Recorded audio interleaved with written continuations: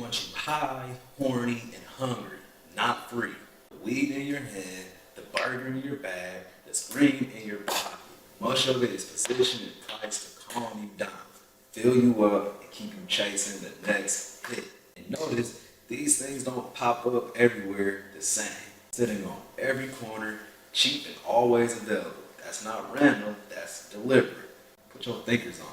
Trust me, y'all, I'm not about to bore y'all with the boys in the hood speech that Lawrence Fishburne made, but let's pose the question again.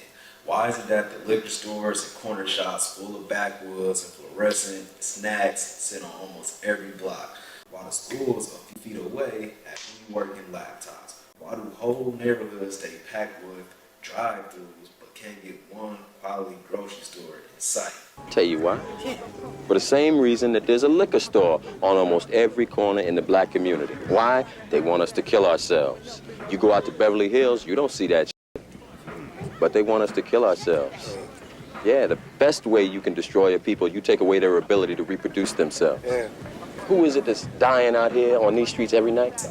Pause on the imagery. There's a system of incentives that funnels low-cost, high-margin temptations into specific neighborhoods, and that's not accidental. I remember being young when the corner stores and they opened early. Kids would stop in there before first period, grabbing chips, candy, sometimes some other stuff. I can still see this one kid, eyes light up at the snacks in his hand, but his dream about being an artist felt smaller that day.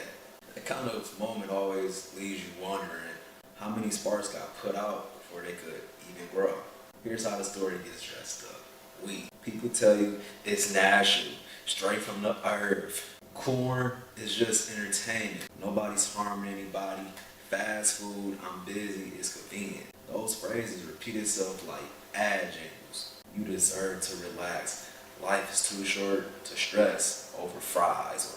You see what I'm getting at? The surface story always masks what's really underneath.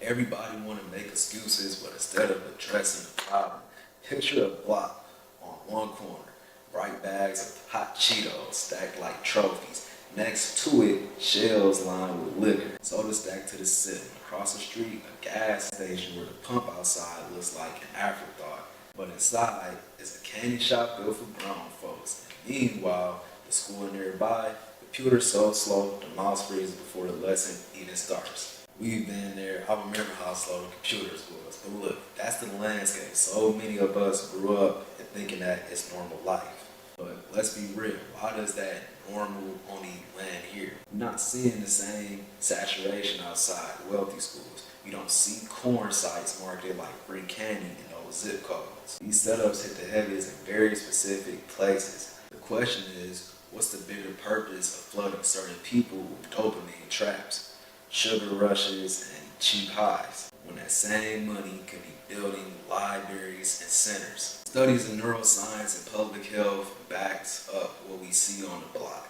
These products are built to trigger reward systems. Right layer of fat, the nice balance of sugar and salt, your brain lights up and craves another bite. It's quick dinner on the surface, but deep chemistry underneath. Same pattern record. Research and no, I didn't get out this book, but I'm just letting y'all know I got look into neuroscience as well. I know, nerd. Same pattern with corn. Researchers and physicians warn that compulsive use can turn your brain toward constant novelty and make real life connection feel flat. It soothes the nerves, yes, but it can also quiet long-term drive, making it easy to push off the things that actually build a future. Look it up. They've done some studies. I'm not going to do all the heavy lifting. Go ahead and look it up. Weed literally reduces motivation. Don't fight me, fight science. And here's the thing, they frame it as freedom of choice. You're grown. You do what you want to do. You do what you want. Nobody's forcing you to eat this or that. They call it freedom. But is it? Pause for a second.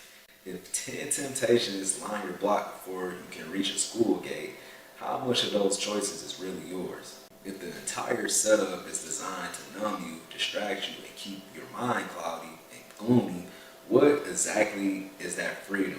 This isn't about one community liking these habits more. It's about business strategies that profit easiest when whole groups stay distracted. more you smoke, the more you scroll, and the more you snack, the less pushback you will get to the system. A community kept high, horny, and hungry is a community too worn down to organize, too cloudy to plan, and too full to imagine better. So if that's the lie, the question is, what's the truth they've been hiding? I'm gonna put it on the table for you. What if the carbons running through your body isn't purely your own? What if the pull towards corn and junk food wasn't a natural preference, but a program running inside your chemistry? From the moment you wake up, signals are firing between your brain and your gut, guiding you towards what feels good. But notice, what feels good can also be the very thing tightening invisible chains around your freedom. Discipline isn't praise anymore. Overeating is framed as treat yourself. Endless sexual content is sold as stress relief. Rolling up and lighting up gets labeled as relaxation. That flip wasn't accidental, it was shaped. The more restraint is forgotten, the easier it becomes to guide entire communities by appetite alone. Take Horny. Clinical literature shows compulsive use can... Y'all just called me mid-thought. I thought I was cooking. I thought I was about to make a extravagant point, but as you can see, I froze. Yes, this is the ugly side of this YouTube thing, man. When you're trying to make great points back to back to back to back to back. No, I just want to leave this in the video for y'all just to see some of my personality, man. Y'all know I'm not perfect, man. Hey, let's get right back to the video. Love y'all. So this is just awareness. All the things I labeled, you weren't born with bad eating habits. You wasn't born to corn addictions. You wasn't born to get high. So if y'all want a more in-depth deep dive of this specific topic, comment part 2, and I'll drop a part 2.